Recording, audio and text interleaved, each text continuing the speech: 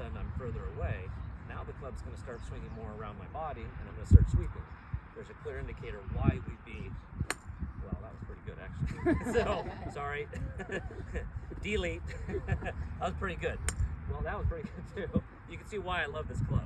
It's really hard to miss it, but you're likely to catch it really thin and top it. Whereas again, you might get away with that a little bit with a fairway wood.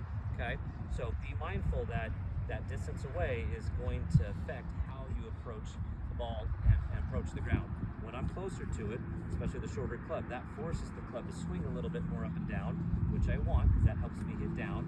Okay, even though I'm not getting further away with my hands, if the club's a little longer and I'm standing a little bit further away, it's going to make the club come into the ball a little bit more kind of around or sweeping. Does that make sense?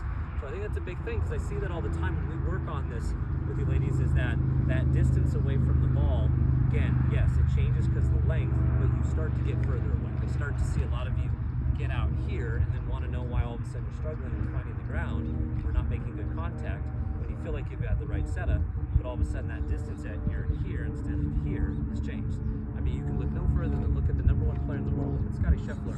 Scotty Scheffler, when he sets up to it, his hands are right here. There's like no space or separation. He's got just enough, but he looks in such a comfortable position. I was going to say, I can't tell you the last tour player, Brian, that I ever think of that is, his hands are way out there. If you see anything, they're airing on the other side, right? Ryan Moore, Keegan Bradley, John Rahm, Brooks Koepka, JT.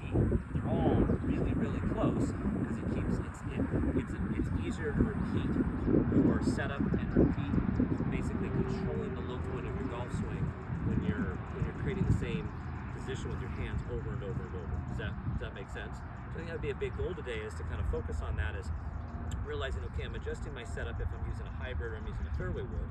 And yes, while in theory the swing is changing, where you may find a day with the hybrid you're hitting down more and the fairway wood you're brushing, I don't want you to try to change your swing. I don't.